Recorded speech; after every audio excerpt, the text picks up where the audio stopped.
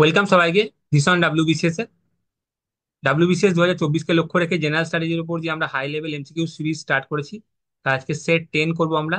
প্রত্যেকটা সেটে আমরা 25টা করে কোশ্চেন রাখছি এবং এক একটা ভিডিও থেকে তোমরা প্রায় 60 থেকে 70টা ইম্পর্টেন্ট ইনফরমেশন পেয়ে যাচ্ছ, কারণ প্রত্যেকটা কোশ্চেনকে আমরা ভালোভাবে অ্যানালিসিস করছি। তোমরা একটা এক্সট্রা নোটবুকে আমি যে থিমগুলো বলবো, যে থিমগুলো থেকে কোশ্চেন করবো বা যে এক্সট্রা ইনফরমেশন গুলো বলবো সেগুলো লিখে রাখতে পারো, অথবা তোমরা এই ক্লাসের পিডিএফ ডাউনলোড করে নিতে পারো ভীষণ কম্পিটিটিভ এক্সাম অ্যাপ থেকে, যেটার লিঙ্ক তোমরা ভিডিও ডেসক্রিপশনে পেয়ে যাবে। সেখান থেকে অ্যাপ ডাউনলোড করবে, সেখানে ডাব্লিউবিপিএসসি সেকশনে যাবে, তার আন্ডারে ডাব্লিউবিসিএস সেকশন আছে, সেখান থেকে তোমরা এই ক্লাসের পিডিএফ গুলো পেয়ে যাবে। আচ্ছা, আজকে সেট 10, প্রত্যেকটা সেটে আমরা অ্যানসিয়েন্ট মেডিভেল থেকে 5টা, ইন্ডিয়ান ন্যাশনাল মুভমেন্ট থেকে 10টা, ইন্ডিয়ান জিওগ্রাফি থেকে 5টা এবং ইন্ডিয়ান পলিটি থেকে 5টা, টোটাল প্রত্যেকটা সেটে 25টা করে কোশ্চেন রাখছি। চলো প্রথম প্রশ্ন দেখে নিই। বলছে Ayurveda is the Upaveda of, তার মানে থিম কি? থিম হচ্ছে যে 4টে বেদ আছে আমাদের, 4টে বেদের সাথে অ্যাসোসিয়েটেড উপবেদাগুলোর আমাদেরকে জানতে হবে।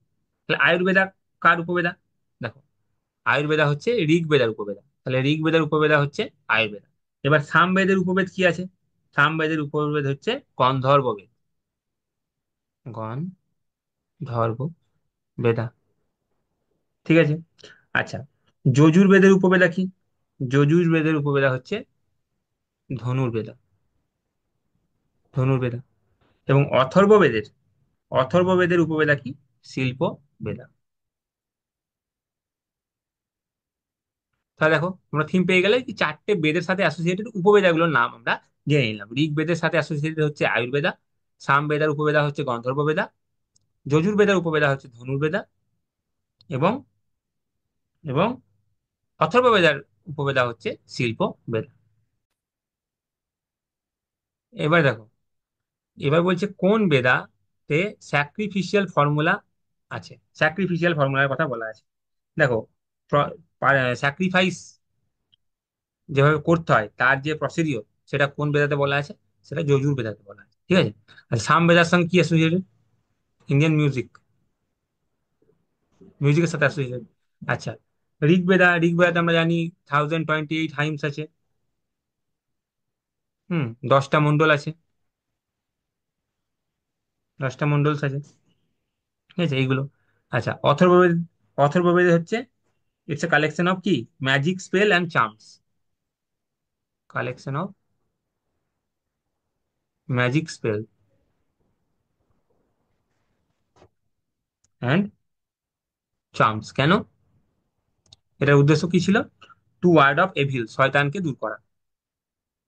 তাহলে এই 4টে বেদ সম্পর্কে আমরা একটু একটু করে জেনে নিলাম। দেখো, বলছে two popular assembly of the Vedic period, Vedic পিরিয়ডের দুটো পপুলার অ্যাসেম্বলির নাম কি ছিল?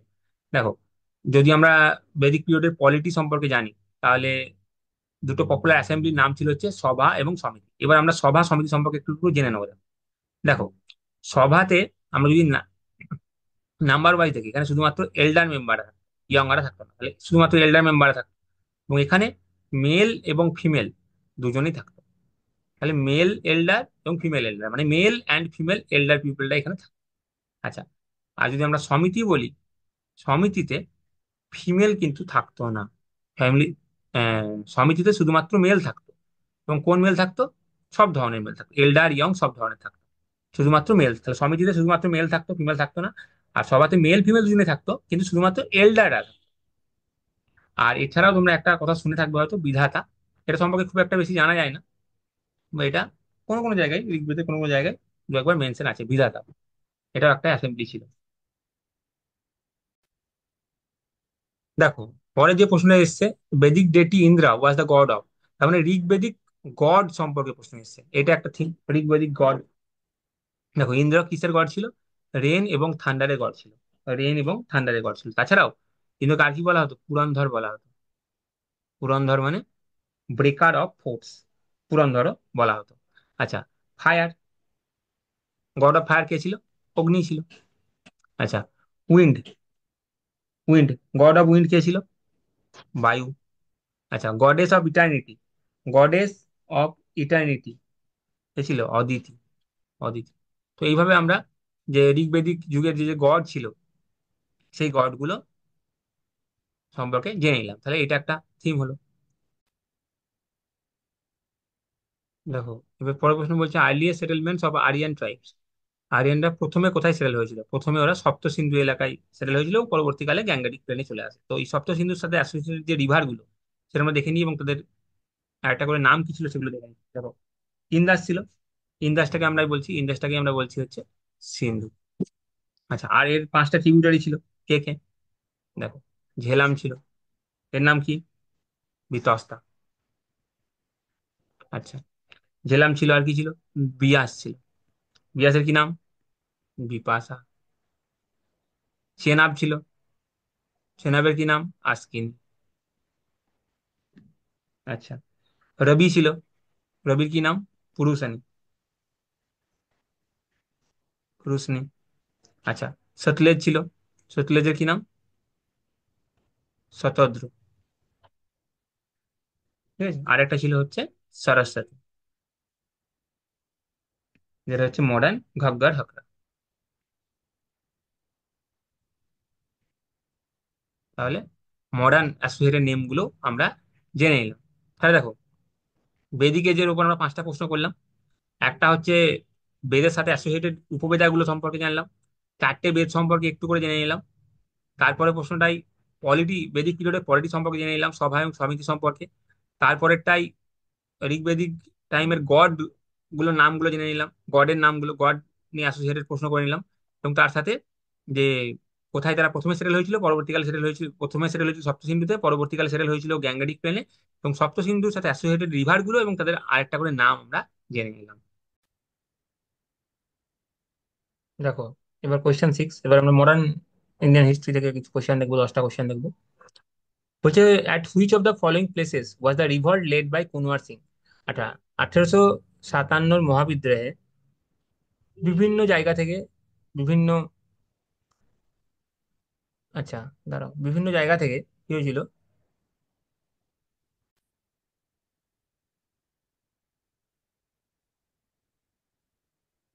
তো 1857 যে মহাবিদ্রোহ ছিল, সেখানে বিভিন্ন প্লেস থেকে বিভিন্ন প্রিন্সলি স্টেট রুলাররা নেতৃত্ব দিয়েছিল। তো কুনওয়ার সিং 1857 মহাবিদ্রোহে কোথা থেকে নেতৃত্ব দিয়েছিল? বিহার থেকে নেতৃত্ব দিয়েছিল। এরকম অনেক প্লেস ছিল, যেমন ধরো দিল্লি ছিল, দিল্লি থেকে কে নেতৃত্ব দিয়েছিলেন? বাহাদুর শাহ জাফর বা বাহাদুর শাহ টু। আচ্ছা, সেরকম কিছু ইম্পর্টেন্ট আমরা দেখে নিচ্ছি। লখনৌ থেকে কে দিয়েছিল? লখনৌ থেকে বেগম হজরত মহল দিয়েছিল। বেগম হজরত মহল কে ছিলেন? ওয়াজিদ আলী শাহের ওয়াইফ ছিলেন। ঠিক আছে। আচ্ছা, কানপুর থেকে কে দিয়েছিলেন? কানপুর থেকে দিয়েছিলেন নানা সাহেব। নানা সাহেব, আর একজন দিয়েছিলেন কে ওনার সাথে ছিলেন, সেটা হচ্ছে তাতিয়া টোপি। তাতিয়া টোপি ছিলেন, তাতিয়া টোপি। আর যেটা আমরা সব থেকে ফেমাস জানি সবাই, সেটা ঝাঁসি থেকে কে দিয়েছিলেন? ঝাঁসি থেকে দিয়েছিলেন রানী লক্ষ্মীবাই। রানী লক্ষ্মী বাই, রানী লক্ষ্মীবাই দিয়েছিলেন। আচ্ছা, তো বিহারের জগদীশপুর থেকে একজন দিয়েছিলেন কুনওয়ার সিং। বিহারের জগদীশপুর থেকে। আচ্ছা, বিহার থেকে আরো কুনওয়ার সিং এর সাথে আরো একজন দিয়েছিলেন, তার নাম ছিল হচ্ছে অমর সিং। তার নাম ছিল অমর সিং। ঠিক আছে, তার নাম ছিল অমর সিং। তো এবার চলো দেখি নেক্সট কোশ্চেন। দেখো, who led British forces which defeated ঝাঁসি লক্ষ্মীবাই। ঝাঁসি রানী লক্ষ্মীবাইকে কোন ব্রিটিশ অফিসার হারিয়ে দিয়েছিলেন লাস্ট পর্যন্ত? উনি অনেক, ঝাঁসি রানী লক্ষ্মীবাই খুব ব্রেভলি ফট করেছিলেন, ব্রেভলি লড়াই করেছিলেন, কিন্তু লাস্ট পর্যন্ত হিউজ লসের কাছে উনি হেরে যান, হিউজ লসের কাছে উনি হেরে যান। তার মানে দেখো, আমাদেরকে যেটা তৈরি করতে হবে সেটা হচ্ছে, যে যে ইম্পর্টেন্ট প্লেস থেকে 1857 রিভল্ট হয়েছিল, সেই সব প্লেসের নাম, সেখানে ইন্ডিয়ান প্রিন্সলি স্টেটের রুলার হিসাবে কে নেতৃত্ব দিয়েছিল, এবং ব্রিটিশ অফিসিয়াল যাদের এগেনস্টে ইন্ডিয়ান প্রিন্সলি স্টেট লড়েছিল, তাদের কিছু কিছু নাম জানতে হবে। যেমন ঝাঁসিরটা আমরা জেনে নিলাম, ঝাঁসিরটা আমরা দেখলাম হিউজ লস। সেরকম দিল্লিতে ব্রিটিশ অফিসার কে ছিলেন? মেনলি ছিলেন হচ্ছে জন নিকলসন। জন নিকলসন ছিলেন। লখনৌতে কে ছিলেন? লখনৌতে ছিলেন হচ্ছে কলিন ক্যাম্পবেল। Colin Campbell. আচ্ছা, এরকম যখন আমি বলছি কলিন ক্যাম্পবেল এরকম, তার মানে এটা নয় যে শুধুমাত্র উনি লখনৌতেও ছিলেন, যেমন উনি উনি আবার কানপুরেও ছিলেন। উনি কানপুরেও ছিলেন মানে, বাট আমি যেগুলো ইম্পর্টেন্ট ইম্পর্টেন্ট ব্রিটিশ অফিসিয়াল কোন একটা প্লেসের সাথে রিলেটেড সেগুলো বলছি। ঠিক আছে। যেমন কানপুরে হিউজ হুইলারও ছিলেন। কানপুরে আর যদি আমি বলি ব্রিটিশ অফিসার কে ছিলেন, তাহলে হিউজ হুইলারও ছিলেন। এবার দেখো, তার মানে যেটা থিম এখান থেকে 1857 রিভল্টের যে থিম, সেখানে তোমাকে একটা টেবিল তৈরি করতে হবে। টেবিলে কি থাকবে? টেবিলে থাকবে প্লেসের নাম, যে ধরো বিহার, দিল্লি, লখনৌ, এইভাবে প্লেসের নাম থাকবে। সেই প্লেসে ইন্ডিয়ান প্রিন্সলি স্টেটের কোন রুলার নেতৃত্ব দিয়েছিলেন সেটা থাকবে। আর কোন ব্রিটিশ অফিসিয়ালের এগেনস্টে তারা লড়াই করেছিলেন সেটা থাকবে। তাহলে এটা একটা তোমার একটা থিম তৈরি হয়ে গেল। দেখো, পরের প্রশ্ন বলছে সিপাহি মিউটিনি, মহাবিদ্রোহ 1857 হয়েছে, সেই সময় গভর্নর জেনারেল কে ছিল, এটা বলছে। আমি বারবার বলেছি যে স্পেকট্রাম বইয়ের লাস্টের দিকে যে গভর্নর জেনারেল ভাইসরয়ের যে লিস্ট দেওয়া আছে এবং তাদের যে ইয়ার দেওয়া আছে সেটা ভালো করে মনে রাখবে। দেখো, ডালহৌসি কবে? 1848 থেকে 1856। ক্যানিং কবে? 1856 থেকে মোটামুটি ওই 62 মতো। আচ্ছা, রিপন কবে? লিটনের পরে আসে রিপন, তাহলে 1880 থেকে 1884। আর রিডিং কবে? 1921 থেকে 26। তো প্রত্যেকটা ভাইস রয়ের টাইমে বা গভর্নর জেনারেলের টাইমে ইম্পর্টেন্ট ইভেন্ট কি কি হয়েছিল সেগুলো আমাদের কিন্তু ভালো করে জানতে হবে। যেমন ডালহৌসির সময় কি কি ইন্ট্রোডিউস ছিল? Railway, post office, post, telegraph, railway, Wood's despatch, এগুলো সব ডালহৌসির টাইমে। আচ্ছা, রিপনের টাইমে কি বলা হয়? রিপন কিছু ভালো কাজ করেছিলেন, যেমন লিটন যে ভার্নাকুলার প্রেস অ্যাক্ট নিয়ে এসেছিলেন, ভার্নাকুলার প্রেস অ্যাক্ট, সেটাকে রিপিল করে দেয় হচ্ছে রিপন। রিপন আর কি করে? ফার্স্ট ফ্যাক্টরি অ্যাক্ট নিয়ে আসে, লেবার এর কন্ডিশনকে ইমপ্রুভ করার জন্য। তো রিপন কিছু ভালো কাজ করেছিল। আচ্ছা, ক্যানিং এর টাইমে অর্ডিন্যান্স কনসেপ্টটা কার টাইমে আসে? অর্ডিন্যান্সের কনসেপ্ট ক্যানিং এর টাইমে আসে। মহাবিদ্রোহ ক্যানিং এর টাইমে হয়েছিল। আচ্ছা, রিডিং এর সময় একটা ইম্পর্টেন্ট ইভেন্ট কি হয়েছিল? সময়কালটা দেখো, 1921 থেকে 26। মানে non cooperation movement start already হয়ে গেছিল। তো নন কোঅপারেশন মুভমেন্ট স্টপ কোন ইনসিডেন্টে হয়? চৌরি চৌরা ইনসিডেন্ট। চৌরি চৌরা ইনসিডেন্টে হয়। তো এই চৌরি চৌরা ইনসিডেন্ট যখন হয়েছে তখন 1922, তার মানে তখন কে ভাইস হয়? তখন হচ্ছে লর্ড ক্যানিং। দেখো, এবার প্রশ্ন এসেছে ডক্ট্রিন অফ ল্যাপসি। ডক্ট্রিন অফ ল্যাপসের সাথে কি অ্যাসোসিয়েটেড? কোন British governor general? Lord Dalhousie, তাই তো? আচ্ছা, এই ডক্ট্রিন অফ ল্যাপস কি ছিল? ধরো কোন একটা ইন্ডিয়ান প্রিন্সলি স্টেট রুলার আছে, উনি মারা গেলেন এবং ওনার কোনো বায়োলজিক্যাল হায়ার নেই, কোনো বায়োলজিক্যাল হায়ার নেই, মানে কোনো বায়োলজিক্যাল উত্তরাধিকারী নেই। সেক্ষেত্রে এই প্রিন্সলি স্টেটকে অ্যানেক্স করে নেওয়া হবে ব্রিটিশের দ্বারা। এটা ছিল ডক্ট্রিন অফ ল্যাপস। সাম্রাজ্য ল্যাপস করে যাবে। কেন? কারণ তার বায়োলজিক্যাল হিয়ার নেই। বায়োলজিক্যাল যদি উত্তরাধিকার না থাকে এবং সেই প্রিন্সলি স্টেটের রাজা মারা যায়, সেক্ষেত্রে সেই প্রিন্সলি স্টেটকে অ্যানেক্স করে নেবে ব্রিটিশ। এটা ছিল ডক্ট্রিন অফ ল্যাপস। এবং এই ডক্ট্রিন অফ ল্যাপসের দ্বারা ব্রিটিশ অনেক প্রিন্সলি স্টেট রাজ্যকে অ্যানেক্স করে। তার মধ্যে প্রথম ছিল হচ্ছে সাতারা, এটা কবে? 1848-এ। আচ্ছা, নাগপুর কে করেছিল? হ্যাঁ, নাগপুর করেছিল কবে? নাগপুরের সময়টা হচ্ছে 1854। আচ্ছা, ঝাঁসি করেছিল? হ্যাঁ, ঝাঁসি করেছিল 1855-এ। উদয়পুর করেছিল? হ্যাঁ, উদয়পুর কবে করেছিল? 1850। এবার দেখো, এখানে এই প্রশ্নটা এসছে ডাইরেক্টলি যে প্রথম কোন স্টেটটা করে। কিন্তু ধরো তোমাকে যদি কোশ্চেনটাকে হার্ড বানাতে হয়, তাহলে কি বলবে? এই চারটে স্টেট বলে দেবে, তোমাকে বলবে ক্রোনোলজিক্যালি সাজাও। ক্রোনোলজিক্যালি তোমাকে সাজাতে দিতে হবে। বলবে প্রথমে কে হয়েছিল, তারপরে কাকে অ্যানেক্স করেছিল, তারপরে কাকে অ্যানেক্স করেছিল এবং তারপরে কাকে অ্যানেক্স করেছিল। তো এক্সাক্ট মনে রাখতে হবে না ইয়ার, বাট একটা ক্রোনোলজি মনে রাখার চেষ্টা করবে। প্রথমে সাতারা হয়েছিল, তারপরে আচ্ছা, সাতারা তো 1848-এ হয়েছিল। 1849-এ কোন স্টেট দুটো হয়েছিল? জয়পুর এবং সম্বলপুর। জয়পুর এবং সম্বলপুর। আচ্ছা, 1850-তে আরো একটা ভগৎ কে করেছিল 1850-তে। এই প্রিন্সলি স্টেটকেও অ্যানেক্স করা হয়েছিল। 1850-তে উদয়পুর বললাম, নাগপুর 1854-এ, ঝাঁসি 1855-এ। 1855-এ আরো দুটো স্টেটকে অ্যানেক্স করা হয়েছিল, সেটা হচ্ছে তাঞ্জোর এবং আরকত। তাঞ্জোর এবং আরকত। তো দেখো, এক্সাক্ট তো ইয়ার সমস্ত মনে রাখবে এরকম আমি এক্সপেক্ট করছি না, কিন্তু একটা ক্রোনোলজি একটা মনে রাখার চেষ্টা করবে যে প্রথমে সাতারা, ঝাঁসি মোটামুটি লাস্টের দিকে করেছিল, ইন বিটুইনে করেছিল আহ নাগপুর বা উদয়পুর, এগুলোকে, এগুলো একটা রাফলি একটা মনে রাখার চেষ্টা করবে। কারণ যদি হার্ড কোশ্চেন চলে আসে তাহলে তুমি অ্যাডভান্টেজে থাকবে। দেখো, এবার বলছে এই বইটার কে লিখেছিলেন, কি বইটার নাম কি বলছে? এটা অ্যাকচুয়ালি একটা আর্টিকেল লিখেছিলেন উনি।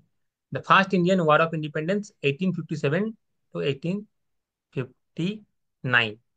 দেখো, তো অনেকে যদি এটার অ্যান্সার না জানো তাহলে হয়তো অপশন থেকে ভাবছো যে বিডি সাভারকারের অপশন তো এখানে নেই।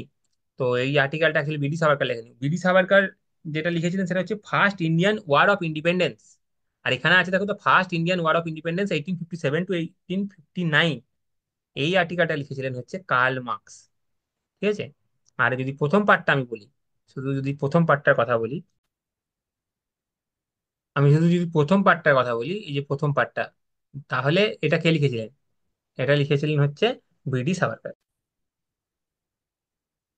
বিডি সাভারকার। এবার দেখো বাকি যে তিনটে অপশন আছে, তিনটে অপশন আমরা একটু দেখে নেবো কে কি বলেছিলেন। দেখো, এস এন সেন কি বলেছিলেন 1857 এর রিভল্ট সম্পর্কে। উনি বলেছিলেন দেখো, এই 1857 এর যে রিভল্ট, এটা স্টার্ট তো হয়েছিল রিলিজনকে প্রোটেক্ট করার জন্য। এটা নিয়ে কোনো সন্দেহ নেই, রিলিজনকে প্রোটেক্ট করার জন্য এটা স্টার্ট হয়েছিল। বাট পরবর্তীকালে এটা কনভার্ট হয়ে যায় হচ্ছে ওয়ার অফ ইন্ডিপেন্ডেন্সে। ওয়ার অফ ইন্ডিপেন্ডেন্সে কনভার্ট হয়ে যায়, এটা বলেছিলেন এস এন সেন। আচ্ছা, সৈয়দ আহমেদ খান কি বলেছিলেন? বলেছিলেন যে এটার জন্য মেনলি ব্রিটিশই দায়ী, এবং এটা ব্রিটিশই দায়ী মেনলি, এবং সাধারণ মানুষের মধ্যে ব্রিটিশ সম্পর্কে একটা ক্ষোভ, অবশ্যই একটা জেনারেল ডিসকন্টেন্ট ছিল। এটা সৈয়দ আহমেদ খান বলেছিলেন। আচ্ছা, আরসি মজুমদার কি বলেছিলেন? আরসি মজুমদার বলেছিলেন যে এটা না তো ফার্স্ট ওয়ার অফ ফার্স্ট, ইনি বলেছিলেন যে এটা না তো ফার্স্ট, না তো ন্যাশনাল, না তো ওয়ার অফ ইন্ডিপেন্ডেন্স। উনি বলেছিলেন এটা নাইদার ফার্স্ট নর ন্যাশনাল নর ওয়ার অফ ইন্ডিপেন্ডেন্স। না তো এটা প্রথম, না তো এটা ন্যাশনাল, না তো এটা ওয়ার অফ ইন্ডিপেন্ডেন্স। তো নাইদার ফার্স্ট নর ন্যাশনাল নর ওয়ার অফ ইন্ডিপেন্ডেন্স, তাহলে এটা প্রথম যুদ্ধও নয়, প্রথম ন্যাশনাল যুদ্ধও নয়, এটা ওয়ার অফ ইন্ডিপেন্ডেন্সও নয়, এরকম বলেছিলেন কে? আরসি মজুমদার। দেখো, থার্ড ক্যাভালরি অ্যাট মিরুট কবে রিভল্ট করেছিল এটা জিজ্ঞেস করছে। তাহলে থার্ড ক্যাভালরি কোথায় ছিল? মিরুটে ছিল। কবে রিভল্ট করেছিল এটা? 10th মে 1857 রিভল্ট করেছিল। এবার দেখো, আমরা একটু ইনফ্যান্ট্রি গুলো দেখে নিচ্ছি, ঠিক আছে? কত নাম্বারে গিয়েছিল এটা অনেক সময় চলে আসতে পারে ম্যাচ দ্য ফলোইং বলে। থার্ডে এক্ষুনি আমরা দেখলাম, এই কোশ্চেনেই দেওয়া আছে, থার্ডে ছিল হচ্ছে মিরুট। সেভেন্থে ছিল হচ্ছে অওধ। আচ্ছা, 19th ছিল বেরহামপুর। বেরহামপুর 19th। আর 34th কি ছিল? 34th নিয়ে একটা কোশ্চেন একটু পরেই আছে, এটা হচ্ছে ব্যারাক, এটা ব্যারাকপুর। এখানে কে ছিল? মঙ্গল পান্ডে। এটা নিয়ে একটা কোশ্চেন এক্ষুনি আমরা দেখবো, ঠিক আছে? তো ওই কোশ্চেনটা চলো আগে দেখে নিই একসাথে, এই দুটো সাথে। দেখো, এখানে বলে দিয়েছি, দেখো, Mangal Pandey sepoy of the, sepoy of the 34th, 34th নেটিভ ইনফ্যান্ট্রির ব্যারাকপুরের একজন সিপাই ছিলেন। উনি কবে মারেন ব্রিটিশ অফিসারকে? উনি মারেন হচ্ছে 29th মার্চ 1857। তো উনি 29th মার্চ 1857 মারেন। তারপরে 10th মে, যে কোশ্চেনটা আমরা একটু আগে করলাম, 10th মে 1857 মিরুটে স্টার্ট হয়ে যায়। তো মিরুটটা হচ্ছে থার্ড ইনফ্যান্ট্রি, আর এটা হচ্ছে 34th, আর সেভেন্থ হচ্ছে অওয়াধ, আর 19th হচ্ছে বহরমপুর। তো কিছু কিছু বলে রাখলাম ম্যাচ দ্য ফলোইং যদি চলে আসে, কারণ আমরা মেনলি এই দুটো অনেকেই জানি, থার্ড মিরুট এবং 34th বহরমপুর। এইগুলো হচ্ছে একটু এক্সট্রা ইনফরমেশন যেটা তুমি জেনে রাখলে যদি চলে আসে কোনো ডিফিকাল্ট কোশ্চেন তাহলে তোমার সুবিধা হবে। আর উম, মঙ্গল পান্ডে যেটা করেছিল সেটার ডেট হচ্ছে 29th মার্চ 1857, এটা মার্চ মাসের লাস্টের দিকে মনে রাখবে। আর এটা হচ্ছে মে মাসের স্টার্টিং এ 1857 মেরুটে। আচ্ছা, পরের প্রশ্ন দেখো, বলছে কোন governor general general service enlistment act 1857 টা নিয়ে এসেছিল? দেখো, এখানে বলে দিয়েছে 1856। এখানে কোশ্চেনটা কঠিন হয়ে যেত এখানে যদি অপশনে লর্ড ডালহৌসি অপশনে থাকে। কারণ আমি ডালহৌসির সময়কাল একটু আগেই বললাম, ডালহৌসির সময়কালটা হচ্ছে 1848 থেকে 1856, এবং ক্যানিং হচ্ছে 1856 থেকে 62 মতো। তাহলে যেহেতু ডালহৌসি নেই, তাহলে এখানে আর কোনো অপশন হবে না, লর্ড ক্যানিং হবে। এবার দেখো, আমি যেহেতু এইরকম একটা আগে কোশ্চেন করালাম যে কোন ভাইসরয়ের টাইম কালটা কিরকম হবে, তো আমি এখানে এই কোশ্চেনে তোমাদেরকে হোমওয়ার্ক দিচ্ছি যে তুমি কার্জনটা দেখবে টাইম কাল, হেস্টিংসটা দেখবে, মিন্টোটা দেখবে। এটা স্পেকট্রামে যাবে, স্পেকট্রাম বইয়ের লাস্টের দিকে ছক করে দেওয়া আছে, এবং তাদের যে ইম্পর্টেন্ট ইভেন্ট এগুলো তোমরা দেখবে। আচ্ছা, তো জেনারেল সার্ভিস এনলিস্টমেন্ট অ্যাক্ট এটা কি ছিল এটা সম্পর্কে একটু আমরা দেখে নেবো। দেখো, এই যে অ্যাক্টটা ছিল, এটা ছিল ওয়ান অফ দ্য কজ 1857 রিভল্টের ওয়ান অফ দ্য কজ, আমরা যখন মেন্সের অ্যান্সার লিখি তখন মেন্সের অ্যান্সারে এটাকে আমরা একটা কজ হিসাবে উল্লেখ করি, জেনারেল সার্ভিস এনলিস্টমেন্ট অ্যাক্ট, যেটা লর্ড ক্যানিং নিয়ে এসেছিল, এটা হচ্ছে মহাবিদ্রোহের অন্যতম কারণ। এবার এই একটা কি ছিল, এই একটা কি ছিল, এটা ছিল যে কোন একটা ইন্ডিয়ান সিপয়কে, এই একটা আনার ফলে কি হলো, ইন্ডিয়ান সিপয়ের ওভারসিজ ডিপ্লয়মেন্ট ম্যান্ডেটরি করে দেওয়া হলো। মানে কোনো ইন্ডিয়ান সিপয়কে যদি বিদেশে পোস্টিং দেওয়া হয় তাহলে তাকে যেতে বাধ্য করা হলো, তাকে সে যেতে বাধ্য। যদি ইন্ডিয়ান সিপয়ের বিদেশে পোস্টিং পড়ে তাহলে সে বিদেশে যেতে বাধ্য। এবার তুমি ভাববে এটা আবার কারণ কেন মহাবিদ্যের? তো তখনকার যুগে যারা কাস্ট হিন্দু ছিল, তখন বিদেশ কিভাবে যেতে হলো? ভায়া সি যেতে হতো। তো সমুদ্র পার করে বিদেশ যাওয়া মানে কাস্ট হিন্দুর কাছে তার কাস্টের আইডেন্টিটি লুজ হয়ে যেত। এরকম একটা ধারণা ছিল যে বিদেশে যদি সমুদ্র করে, সমুদ্রের ওপারে গিয়ে বিদেশ যাওয়া হয় তাহলে সমুদ্র পার হলে নিজের কাস্ট আইডেন্টিটি লুজ হয়ে যাবে। তো এই জন্য এই জেনারেল সার্ভিস এনলিস্টমেন্ট অ্যাক্টকে কাস্ট হিন্দুরা দেখলো যে আমাদের রিলিজিয়াস ম্যাটারে ব্রিটিশরা ইন্টারফেয়ার করছে, সেই জন্য ব্রিটিশদের বিরুদ্ধে ইন্ডিয়ান সিপাহিরা রেগে গেছিল। তো সেই জন্য এটা one of the cause of 1857 revolt. এবার পরে প্রশ্ন দেখো, 1857 রিভল্ট সম্পর্কে কোনটা কারেক্ট নয় এটা জিজ্ঞেস করছে। বলছে কোনটা কারেক্ট নয়, কোনটা কারেক্ট নয়, নট কারেক্ট জিজ্ঞেস করছে। দেখো, the revolt was supported wholeheartedly, বলছে হোল হার্টেডলি কারা সাপোর্ট করেছিল? Educated elite Indian everywhere. দেখো দুটো ওয়ার্ড দেখো ভালো করে, বলছে সম্পূর্ণরূপে সাপোর্ট করেছিল এবং সব জায়গায় সাহায্য করেছিল। প্রথম কথা, 1857 রিভল্ট তো সব জায়গায় যায়নি, মেনলি নর্দার্ন পার্ট অফ ইন্ডিয়াতেই এটা সীমাবদ্ধ ছিল, সাউথে তো এটা পৌঁছায়নি। সুতরাং এভরিহোয়ার এর চান্স নেই, এবং হোল হার্টেডলি সাপোর্ট করেনি, অ্যাকচুয়ালি এটা সাপোর্টই করেনি। কেন? এরা 1857 রিভল্টকে ব্যাকওয়ার্ড হিসাবে চিহ্নিত করেছিল। কেন? কারণ এডুকেটেড ইন্ডিয়ান মিডিল ক্লাস দেখেছিল যে ইন্ডিয়ান প্রিন্সলি স্টেট যে ব্রিটিশদের বিরুদ্ধে লড়ছে, কেন লড়ছে? এদের নিজেদের সাম্রাজ্য ফিরে পাওয়ার জন্য। তো ব্রিটিশদেরকে যদি হারিয়েও দেয় এরা, তাহলে এরা আবার মোনার্কি স্টার্ট করবে, তাই তো? তাই ইন্ডিয়ান মিডিল ক্লাস দেখেছিল যেটা এই রিভল্টটা তো ব্যাকওয়ার্ড ইন নেচার, তাই আমরা এটাকে সাপোর্ট করবো না। ওরা এই রিভল্ট থেকে অনেক দূরে ছিল, সাপোর্ট করেনি। তাহলে এটাই হচ্ছে নট কারেক্ট, ইনকারেক্ট স্টেটমেন্ট। বাকি তিনটে স্টেটমেন্ট যেটা কারেক্ট স্টেটমেন্ট দেখে নি। Diverse element which took part in the revolt were united by the hatred of British rule. হ্যাঁ, যারা যারা এই রিভল্টে টেক পার্ট করেছিল তাদের মেন একটা কমন ইউনিফাইং ফ্যাক্টর কি ছিল? যে সবাই ব্রিটিশদের বিরুদ্ধে রেগেছিল। কেউ ইকোনমিক কারণে রেগেছিল, কেউ পলিটিক্যাল কারণে রেগেছিল, কেউ রিলিজিয়াস কারণে রেগেছিল, বাট সবাই ব্রিটিশদের বিরুদ্ধে রেগেছিল, এটা ছিল কমন ফ্যাক্টর। আচ্ছা, হিন্দু মুসলিম ইউনিটি এখানে দেখা গেছিল, সেটা ইভেন ব্রিটিশ অফিসিয়ালরাও অ্যাকনোলেজ করেছিল, এটা ঠিক। আচ্ছা, এই দুটো কারেক্ট স্টেটমেন্ট। আচ্ছা, the revolt did not spread to south India, south ইন্ডিয়ায় রিভল্টটা স্প্রেড করেনি, এটা জানি। মোস্টলি নর্দার্ন পার্ট অফ ইন্ডিয়াতে এটা লিমিটেড ছিল, সাউথ ইন্ডিয়াতে এটা স্প্রেড করেনি, তো এটাও কারেক্ট স্টেটমেন্ট। তাহলে বি সি ডি হচ্ছে কারেক্ট স্টেটমেন্ট। ইনকারেক্ট স্টেটমেন্ট জিজ্ঞেস করেছিল, তাহলে অপশন এ হয়ে যাবে অ্যান্সার। দেখো এই 14 নম্বর কোশ্চেনটা, 14 নম্বর প্রশ্নটা তো আমরা করে নিলাম। এবার মডার্ন হিস্ট্রি থেকে লাস্ট প্রশ্ন করে নিচ্ছি, দেখো। বলছে who of the following was the adopted son of the last Peshwa Bajirao two. তার মানে লাস্ট পেশোয়ার নাম এখান থেকে আমরা জানতে পারছি, লাস্ট পেশোয়া কে ছিলেন? বাজিরাও টু। তার অ্যাডপ্টেড সনের নাম কি ছিল? তার অ্যাডপ্টেড সনের নাম ছিল হচ্ছে নানা সাহেব। এই নানা সাহেব 1857 রিভল্টে কোন জায়গা থেকে নেতৃত্ব দিয়েছিলেন? একটু আগে আমরা দেখলাম কানপুর থেকে নেতৃত্ব দিয়েছিলেন। এবং নানা সাহেবকে কানপুরে কে সাহায্য করেছিল? তাঁতিয়া টোপি সাহায্য করেছিল, তাই তো? ওনার অ্যাসিস্ট্যান্ট ছিলেন তাঁতিয়া Tope. But ultimately 6 December, 6 December 1857 British official Campbell general Campbell কানপুরকে অকুপাই করে নেন, কানপুরকে অকুপাই করে নেন। এবং তখন নানা সাহেব কোথায় চলে যান? নানা সাহেব ফ্লেড টু নেপাল, নানা সাহেব ফ্লেড টু নেপাল। তাহলে দেখো, আম, আমরা মেইনলি যে থিমটার উপরে আজকে মডার্ন হিস্ট্রি কোশ্চেন করলাম সেটা হচ্ছে 1857 রিভল্ট। এখান থেকে একটা দেখলাম যে প্লেসের নাম জানতে হবে, তার অ্যাসোসিয়েটেড প্রিন্সলি স্টেট রুলার এবং তার অ্যাসোসিয়েটেড ব্রিটিশ অফিসিয়াল জানতে হবে। এটা নিয়ে কোশ্চেন করলাম। সেই সময়ের কে গভর্নর জেনারেল ছিল সেটা জানলাম। ডক্ট্রিন অফ ল্যাব সম্পর্কে একটু জানলাম, কারণ ডক্ট্রিন অফ ল্যাব ছিল one of the cause of 1857 revolt. 1857 এর যে মহাবিদ্রোহ হয়েছিল তার একটা অন্যতম কারণ ছিল হচ্ছে ডক্ট্রিন অফ ল্যাবস। একটা ছিল ডক্ট্রিন অফ ল্যাবস, আর একটা কি ছিল? আরেকটা ছিল হচ্ছে জেনারেল সার্ভিস এনলিস্টমেন্ট অ্যাক্ট, এটা হচ্ছে কজ। তাহলে কজ সম্পর্কে একটু জানলাম। আচ্ছা, ওই সময় গভর্নর জেনারেল কে ছিল জানলাম। আচ্ছা, 1857 রিভল্ট সম্পর্কে কে কি বলেছে, কার কি মত? কার্ল মার্কস কি বলেছে, সৈয়দ আহমেদ খান কি বলেছে, আর সি মজুমদার কি বলেছে, এস এন সেন কি বলেছে, এটা জানলাম। বীর সাভারকর কি বলেছে জানলাম। আচ্ছা, ইনফ্যান্ট্রি গুলোর নাম্বারিং জানলাম। থার্ড কোথায় ছিল, সেভেন্থ কোথায়, 19 কোথায়, 34th কোথায়। আর কিছু জেনারেল স্টেটমেন্ট জানলাম কারেক্ট ইনকারেক্ট হিসাবে। আর এটা আরেকটা, যেটা কোথায় কে লিডার অ্যাসোসিয়েটেড এবং ব্রিটিশ অফিসিয়াল অ্যাসোসিয়েটেড, সেটা জানলাম। এবার কোশ্চেন নাম্বার 16, এবার আমরা ভূগোলের কিছু প্রশ্ন দেখবো, 5টা প্রশ্ন দেখবো। পোর্ট ব্লেয়ার কোথায় সিচুয়েটেড এটা জিজ্ঞেস করছে। দেখো আমরা একটা আন্দামান নিকোবরের একটা ম্যাপ দেখে গেলে বুঝতে পারবো। দেখো এটা হচ্ছে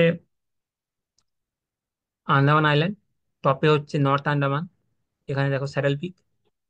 আচ্ছা, এখানে স্যাডেল পিক আছে। আচ্ছা দাঁড়াও, এখানে স্যাডেল পিক। তারপরে হচ্ছে মিডিল আন্দামান, তারপর মিডিল আন্দামান, এবং তারপরে সাউথ আন্দামানে হচ্ছে পোর্ট ব্লেয়ার। তাহলে এটা কোথায়? এটা হচ্ছে সাউথ আন্দামানে। তার নিচে হচ্ছে লিটিল আন্দামান। আর লিটিল আন্দামান আর নিকোবর, এখান থেকে কার নিকোবর, লিটিল আন্দামান আর কার নিকোবরের মাঝে হচ্ছে 10 ডিগ্রি চ্যানেল, জানি। আর ইন্ডিয়ার যেটা হচ্ছে সাউদার্ন মোস্ট সব থেকে পয়েন্ট, সেটা হচ্ছে গ্রেট নিকোবর, ইন্ডিয়ার দক্ষিণতম বিন্দু। তাহলে যদি বলে পোর্ট ব্লেয়ার, যেটা হচ্ছে আন্দামান নিকোবরের ক্যাপিটাল, সেটা কোথায় আছে? সাউথ আন্দামানে আছে। তাহলে অ্যান্সার হয়ে যাবে B, south Andaman. Next question দেখো, বলছে কারেক্ট ক্রোনোলজিক্যাল অর্ডার কিসের, ফরমেশন অফ স্টেটের। কোন স্টেটটা আগে ফর্ম হয়েছে, কোন স্টেটটা পরে ফর্ম হয়েছে। দেখো সিকিম, সিকিম কয় ফর্ম হয়েছে? সিকিম 36 কনস্টিটিউশনাল অ্যামেন্ডমেন্ট অ্যাক্ট 1975 এর ফলে ইন্ডিয়ার 22তম স্টেট হিসাবে গণ্য করা হয় সিকিমকে। তো 36 কনস্টিটিউশনাল অ্যামেন্ডমেন্ট অ্যাক্ট 1975 এর ফলে সিকিম ভারতের 22তম স্টেট হিসাবে গণ্য করা হয় সিকিমকে। মিজোরাম, গোয়া এবং অরুণাচল প্রদেশ তিনটে স্টেটই 1987 সালে ভারতের রাজ্য হিসাবে গণ্য হয়। মিজোরাম হচ্ছে ভারতের 23তম স্টেট, 23rd। অরুণাচল প্রদেশ হচ্ছে 24th, এবং গোয়া হচ্ছে 25th। তো এই 23তম, 24তম, 25তম, 23তম হচ্ছে মিজোরাম, 24তম অরুণাচল প্রদেশ এবং 25তম হচ্ছে গোয়া, ভারতের স্টেট। এবং এই তিনটে স্টেটই 1987 সালে। তাহলে প্রথমে হচ্ছে সিকিম, তাহলে এক, তারপর হচ্ছে মিজোরাম দুই, তারপর অরুণাচল প্রদেশ চার, তারপরে গোয়া তিন। তাহলে 1 2 4 3, এটা হবে ক্রোনোলজিক্যাল অর্ডার, 1 2 4 3। তারপরে দেখো ভুটান ভারতের কোন কোন রাজ্যের সাথে বর্ডার করে এটা বলছে। দেখো এর ম্যাপ দেখে নাও। দেখো ভুটান দেখতে পাচ্ছ, এই দেখো ভুটান কার কার সাথে, ইন্ডিয়ার কোন কোন স্টেটের সাথে এটা বর্ডার করে দেখে নাও। দেখো সিকিমের সাথে করে, দেখো সিকিমের সাথে টাচ করছে, দেখো এটা ওয়েস্ট বেঙ্গল সাথে টাচ করছে, এই দেখো এখানে এটা আসামের সাথে টাচ করছে এবং অরুণাচল প্রদেশ। তাহলে 4টে স্টেটের সাথে টাচ করছে, কি কি? আসাম, অরুণাচল প্রদেশ, ওয়েস্ট বেঙ্গল এবং সিকিম। বিহারের সাথে তো করছে না, দেখলাম বিহারের সাথে করছে না। এবং এখানে মেঘালয়ের সাথেও করছে না বা বিহারের সাথে করছে না। দেখো মেঘালয় নিচে আছে, মেঘালয় এখানে আছে, মেঘালয়ের সাথে করছে না। তাহলে অ্যান্সার হয়ে যাবে হচ্ছে ভুটান। যে 4টে ইন্ডিয়ান স্টেটের সাথে বর্ডার করে সেটা হচ্ছে আসাম, অরুণাচল প্রদেশ, ওয়েস্ট বেঙ্গল এবং সিকিম। তারপরে দেখো ইস্টার্ন ঘাট এবং ওয়েস্টার্ন ঘাটের জাংশন পয়েন্ট কোনটা, এটা জিজ্ঞেস করছে। তো এটা আমরা জানি, এটা ইজি কোশ্চেন। নীলগিরি হিলস হচ্ছে ইস্টার্ন ঘাট এবং ওয়েস্টার্ন ঘাটের জাংশন পয়েন্ট। এবার দেখো বাকি যে হিলস গুলো আছে, জাবাদি হিলস, সানাইমালাই হিলস, সেবরা হিলস, এগুলো কিন্তু তোমাকে এই সমস্ত হিলস গুলো দিয়ে নর্থ টু সাউথ এভাবে কিন্তু সহায়তা দিতে পারে, বা সাউথ টু নর্থ এভাবে কিন্তু কোশ্চেনে সহায়তা দিতে পারে। সেই জন্য আমাদেরকে ম্যাপটা দেখানো দরকার। দেখো জাবাদ হিলস এখানে, তার নিচে সেভেরা হিলস, দেখো এদিকে হচ্ছে আনাইমালাই হিলস, নীলগিরি হিলস। আচ্ছা, যখন তোমরা ম্যাপে দেখবে তখন নর্থ টু সাউথ এটা তো লক্ষ্য রাখবে, নর্থ টু সাউথের ক্রোনোলজিটা কি আছে। তার সাথে সাথে কোন দিকে আছে, সেটা ওয়েস্টার্ন ঘাটের দিকে আছে না ইস্টার্ন ঘাটের দিকে আছে, সেটাও তোমরা ম্যাপে লক্ষ্য রাখবে। আচ্ছা, এবার দেখো আবার একটা পলিটিক্যাল ইন্ডিয়া ম্যাপ থেকে কোশ্চেন এসেছে। Assam share border with Bhutan এবং বাংলাদেশ। আসাম ভুটান এবং বাংলাদেশের সাথে বর্ডার শেয়ার করে। দেখো আসাম, দেখো ভুটানের সাথে বর্ডার করছে এবং বাংলাদেশের সাথে বর্ডার করছে এই জায়গাটায়। কারেক্ট, প্রথম স্টেটমেন্টটা তাহলে হয়ে গেল আমাদের কারেক্ট। পরেরটা দেখো ওয়েস্ট বেঙ্গল ভুটান এবং নেপালের সাথে শেয়ার, বর্ডার শেয়ার করে বলছে। দেখো ওয়েস্ট বেঙ্গল ভুটানের সাথে করে, ভুটানের সাথে করে এবং নেপালের সাথে করে, তার সাথে সাথে বাংলাদেশের সাথেও করে। তিনটে ইন্টারন্যাশনাল কান্ট্রির সাথে করে। তাহলে দেখো এখানে শেয়ারে বর্ডার উইথ ভুটান আর নেপাল বলছে, সেই সেম জন্য এটা কারেক্ট স্টেটমেন্ট হয়ে গেল। কিন্তু যদি বলতো শুধুমাত্র এই দুটো ইন্টারন্যাশনাল স্টেটের সাথে করে, তাহলে ভুল হয়ে যেত, কারণ বাংলাদেশের সাথেও করে। সুতরাং কোশ্চেনের স্টেটমেন্টটা কিভাবে আছে সেটা ভালো করে লক্ষ্য করবে। আচ্ছা, এবার বলছি মিজোরাম কার কার সাথে বর্ডার করে, বাংলাদেশের সাথে আর মায়ানমারের সাথে। চলো দেখি মিজোরাম। এই দেখো কোথায় মিজোরাম, এই দেখো মিজোরাম, মিজোরাম। এই দিকটা হচ্ছে এই দেখো মায়ানমার, এই দিকটা হচ্ছে বাংলাদেশ। তাহলে মায়ানমার এবং বাংলাদেশ দুটোর সাথে বর্ডার করে।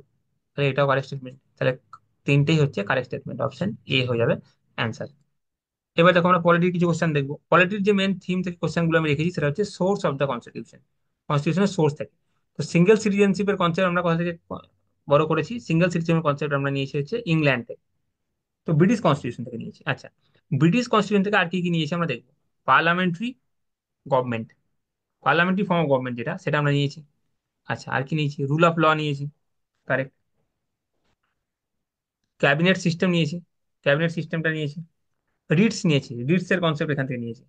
পার্লামেন্টারি প্রিভিলেজ যেগুলো আছে তার কনসেপ্ট নিয়েছি, এবং বাই ক্যামেরালিজমের কনসেপ্ট আমরা ব্রিটিশ কনস্টিটিউশন থেকে নিয়েছি। আচ্ছা, ইউএস এর কনস্টিটিউশন থেকে আমরা কি কি নিয়েছি? দেখো, ফান্ডামেন্টাল রাইটের কনসেপ্ট নিয়েছি, ইন্ডিপেন্ডেন্স অফ জুডিশিয়ারি নিয়েছি। দেখো, যদি বলে জুডিশিয়ারি কোথা থেকে নিয়েছি, জুডিশিয়ারি কিন্তু আমরা কনসেপ্ট নিয়েছি 1935 এর গভর্নমেন্ট অফ ইন্ডিয়া অ্যাক্ট থেকে নিয়েছি। কিন্তু ইন্ডিপেন্ডেন্স অফ জুডিশিয়ারি যদি বলে তাহলে সেটা নিয়েছি ইউএস থেকে। ঠিক আছে। আচ্ছা, জুডিশিয়াল রিভিউর কনসেপ্টও আমরা ইউএস থেকে নিয়েছি। আর কি নিয়েছি? প্রেসিডেন্টের যে ইমপিচমেন্ট, প্রেসিডেন্টের যে ইমপিচমেন্ট সেই কনসেপ্টটা নিয়েছি ইউএস থেকে আমরা। আচ্ছা, সুপ্রিম কোর্ট এবং হাইকোর্ট জাজের যে রিমুভাল, সুপ্রিম কোর্ট এবং হাইকোর্ট জাজের যে রিমুভাল, সেটা আমরা নিয়েছি ইউএস থেকে। এবং আমাদের যে ভাইস প্রেসিডেন্টের post, post of vice president, এইটাও আমরা নিয়েছি হচ্ছে আমেরিকান কনস্টিটিউশন থেকে বড় করেছি। আচ্ছা, কানাডা থেকে আমরা কি নিয়েছি? আমাদের যে ইন্ডিয়ান ফেডারেশন আছে, সেখানে আমাদের ইন্ডিয়ান ফেডারেশনের ইউনিক পয়েন্ট হচ্ছে আমাদের সেন্টারটা হচ্ছে স্ট্রং। তো আমাদের যে Indian federation with strong centre, এই কনসেপ্টটা কোথা থেকে নিয়েছি? কানাডা কনস্টিটিউশন থেকে নিয়েছি। আচ্ছা, রেসিডিওয়ারি পাওয়ার সেন্টার হাতে থাকবে, এই কনসেপ্টটা কোথা থেকে নিয়েছি? রেসিডিওয়ারি পাওয়ার কার হাতে থাকবে? সেন্টারের হাতে থাকবে। এই কনসেপ্টটাও আমরা নিয়েছি হচ্ছে কানাডা থেকে। আচ্ছা, স্টেটের গভর্নরকে সেন্টার অ্যাপয়েন্ট করবে, এই কনসেপ্টটা আমরা নিয়েছি কানাডা থেকে। আর সুপ্রিম কোর্টের যে অ্যাডভাইজারি জুরিসডিকশন, এই কনসেপ্টটা নিয়েছি হচ্ছে কানাডা থেকে। তাহলে আমরা ফ্রান্স থেকে কি কি নিয়েছি? ফ্রেঞ্চ কনস্টিটিউশন থেকে রিপাবলিকের কনসেপ্ট নিয়েছি, মানে আমাদের দেশের ইলেক্টেড হেড থাকবে, head of the state elected হবে। এবং লিবার্টি ইকুয়ালিটি এবং ফ্র্যাটার্নিটি, লিবার্টি ইকুয়ালিটি এবং ফ্র্যাটার্নিটি যেটা আমাদের প্রিয়াম্বেলে আছে, এই কনসেপ্টটা আমরা ফ্রান্স থেকে নিয়েছি। তো আমরা সোর্স অফ ইন্ডিয়ান কনস্টিটিউশন সম্পর্কে দেখে নিলাম। এবার বুঝতে দেখো, কোথা থেকে ফান্ডামেন্টাল ডিউটি নিয়েছি? তৎকালীন ইউএসএসআর থেকে আমরা ফান্ডামেন্টাল ডিউটির কনসেপ্ট নিয়েছি। আচ্ছা, ইউএসএসআর থেকে আরো একটা জিনিস আমরা নিয়েছি, কি? Concept of justice, social, economic এবং পলিটিক্যাল যে জাস্টিস, যেটা প্রিয়াম্বলে লেখা আছে, সোশ্যাল, ইকোনমিক এবং পলিটিক্যাল, এই জাস্টিস এর কনসেপ্টটাও আমরা ইউএসএসআর থেকে নিয়েছি। আচ্ছা, ইউএস থেকে কি নিয়েছি আমরা এখন দেখলাম সব, কানাডা থেকেও আমরা সব দেখলাম, এবং ইউকে থেকেও আমরা দেখলাম। দেখো, president of the Indian union has the same constitutional authority. দেখো, ইন্ডিয়াতে আমরা কি ফর্ম, আমরা ইন্ডিয়াতে parliamentary form of government follow করি। পার্লামেন্টারি ফর্ম অফ গভর্নমেন্টের দুটো হেড হয়, হেড অফ স্টেট আর head of government. Head of government হচ্ছে আমাদের প্রাইম মিনিস্টার, এই prime minister is equivalent to ব্রিটেনের প্রাইম মিনিস্টার। আচ্ছা, আর আমাদের যে হেড অফ দ্য স্টেট, এটা হচ্ছে আমাদের প্রেসিডেন্ট। এটার সাথে আমরা কাকে ইকুইভ্যালেন্ট বলবো? ব্রিটিশ মোনার্ককে, ব্রিটিশ মোনার্ককে। এটা আমাদের দুজনেই হচ্ছেন টাইটুলার হেড, দুজনেরই রিয়েল সেন্সে খুব একটা পাওয়ার নেই। ব্রিটিশ মোনার্কের সাথে ইকুইভ্যালেন্ট হচ্ছে ইন্ডিয়ার প্রেসিডেন্টের পোস্ট, কিন্তু ডিফারেন্স এটা হচ্ছে ইন্ডিয়ার প্রেসিডেন্টের পোস্টটা হচ্ছে ইলেক্টেড, ইন্ডিয়ার হচ্ছে elected head of the state. সেজন্য ইন্ডিয়া হচ্ছে রিপাবলিক ইন নেচার, ইন্ডিয়া হচ্ছে রিপাবলিক। আর ব্রিটেন হচ্ছে মোনার্কি, কারণ যে হেড অফ দ্য স্টেট, সেটা হচ্ছে, সেই পোস্টটা হচ্ছে হেরিডিটারি, বংশানুক্রমে হয়। আচ্ছা, চলো নেক্সট কোয়েশ্চেন। এবার বলছি, দেখো কোনটা রংলি ম্যাচড আছে বলছে, কোনটা রংলি ম্যাচ। দেখো, জুডিশিয়াল রিভিউ আমরা ব্রিটিশ থেকে নিয়েছি না, এক্ষুনি আমরা দেখলাম এটা আমরা জুডিশিয়াল রিভিউর কনসেপ্ট নিয়েছি ইউএসএ থেকে, আমেরিকা থেকে। তাহলে এটা হচ্ছে রংলি ম্যাচ। বাকিগুলো দেখো, কনকারেন্ট লিস্ট কোথা থেকে নিয়েছি? অস্ট্রেলিয়া থেকে নিয়েছি, অস্ট্রেলিয়ার কনস্টিটিউশন। অস্ট্রেলিয়ার কনস্টিটিউশন থেকে কনকারেন্ট লিস্ট ছাড়াও আমরা নিয়েছি হচ্ছে freedom of trade, freedom of commerce এবং intercourse. Freedom of trade, commerce এবং ইন্টারকোর্স নিয়েছি। এবং আমেরিকান কনস্টিটিউশন থেকে, অস্ট্রেলিয়ান কনস্টিটিউশন থেকে আরো একটা ইম্পর্টেন্ট যেটা নিয়েছি, সেটা হচ্ছে joint sitting of the two house of parliament, joint sitting এর কনসেপ্টটাও নিয়েছি। আচ্ছা, আইরিশ কনস্টিটিউশন থেকে আমরা directive principal of state policy নিয়েছি, এটা ঠিক। আইরিশ কনস্টিটিউশন থেকে আমরা আরো দুটো জিনিস নিয়েছি, সেটা কি নিয়েছি? যে রাজ্যসভাতে যে এমপি নমিনেশনের ব্যাপারটা নিয়েছি, এমপি যে নমিনেট হবে, এমপি নমিনেশনের ব্যাপারটা নিয়েছি। আর আমাদের যে প্রেসিডেন্ট আছে, প্রেসিডেন্টের ইলেকশনের মেথডটা নিয়েছি, প্রেসিডেন্টের ইলেকশনের যে মেথড, সেটা নিয়েছি আইরিশ কনস্টিটিউশন থেকে। আচ্ছা, আর ফান্ডামেন্টাল রাইট নিয়েছি ইউএস কনস্টিটিউশন থেকে। ইউএস কনস্টিটিউশন থেকে আর কি কি নিয়েছি সেটা আমরা অলরেডি দেখলাম, এই স্লাইডে আমরা সব দেখলাম। আচ্ছা, আর বলছে প্রিয়াম্বলের যে আইডিয়া, সেটা আমরা কোন কনস্টিটিউশন থেকে বড় করেছি। প্রিয়াম্বল আইডিয়া আমরা নিয়েছি হচ্ছে আমেরিকার কনস্টিটিউশন। আচ্ছা, কানাডা থেকে কি কি নিয়েছি দেখলাম, ফ্রেঞ্চ থেকে কি কি আমরা নিয়েছি দেখলাম। তাহলে আমরা পলিটিক্সে মেনলি যেটা দেখলাম সেটা হচ্ছে সোর্স অফ দ্য কনস্টিটিউশন, এই থিমের উপর আমরা কোশ্চেন গুলো দেখলাম। তো তোমরা আউট অফ 25 তোমাদের মার্কস কত হলো এটা কিন্তু জানাবে।